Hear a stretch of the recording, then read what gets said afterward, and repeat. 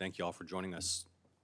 On that point about attribution and identification of foreign covert influence, Mr. Walker, give us a sense of your independent capacity absent case-by-case warning or notification from the U.S. government of content on your platforms that is foreign covert influence.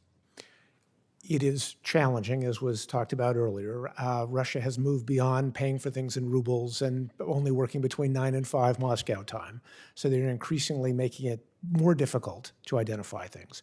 That said, we have more than 500 analysts and researchers working with our Mandiant team, Google Threat Intelligence, who are tracking between 270 and 300 different foreign state actor cyber attack groups at any given point, tracking activities, metadata, et cetera, feeding that through our services and sharing it with the security teams that are represented here and elsewhere in the industry, and also working with the FBI's Foreign Influence Task Force. Let me put it this way. Do you think you're mostly across it and playing whack-a-mole, or do you think you fundamentally lack the ability to know how much you don't know?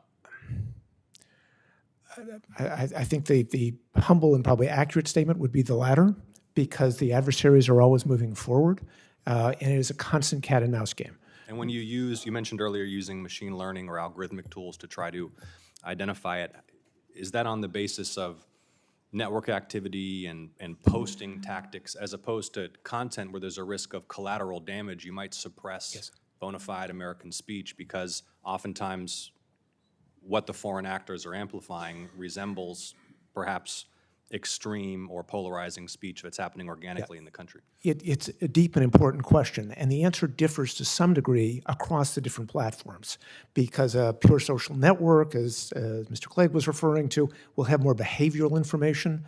We may have more content-related or metadata-style information. We do try and share across the different platforms where we can, but inherently there is some sort of assessment of the nature of the content. We talked a little bit about provenance and AI, or metadata and AI. That's going to be a component of it. Network activity is a component of it.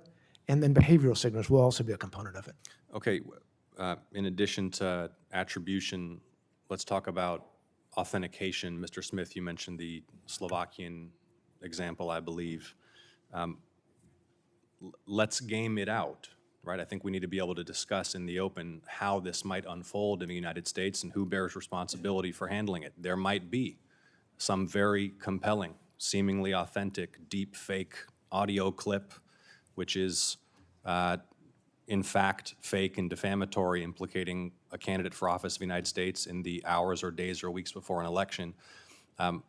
How confident are you that either you or another private sector actor or somebody else has the capacity to identify it as fake, particularly where we can't rely on one campaign or the other necessarily to, in good faith, acknowledge that something which is useful to them because it deliberately defames and mischaracterizes the statements or conduct of their political opponent isn't real? Well, I'd say first, I think Kent had a word of wisdom in saying we always have to act with a sense of humility, and hence I think we should require of us an extraordinarily high level of confidence approaching certainty before we take action. Having said that, I do think, especially given our ability to use AI to identify the creation of a fake, and just the good old human judgment that comes from crowdsourcing, especially for video, we can identify a great deal.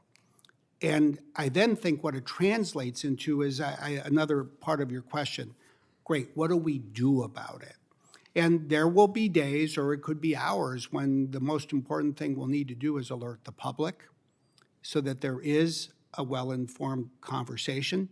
But I also think this points more broadly to what is a systemic strategy to try to address the problem that we're worried about here. Well, and that's that we need to because focus time is on short, as well. let me try this question, ask it of each of you. What will you do? What is your policy if in that critical time period before an election there's deep fake content attacking a candidate for office which can be demonstrated to be inauthentic but cannot be decisively attributed to a foreign actor? How will you handle it? We would label it. Yeah. We would label it so that users would see that the veracity, the truth of it is under real question. So we would label it. What about how it's handled by the algorithm and its amplification or suppression? We would also make available to us the ability to demote the circulation of it. Mr. Smith? Yeah, we don't have the same issue in terms of a consumer platform, but I think that the notification to the public, the labeling, I do think that's the essence of what we all need to be prepared to do very quickly. And I would add to that we would notify the Foreign Influence Task Force so that there was government awareness of the situation. Thank you. Thank you, gentlemen. I've got a few more comments. I guess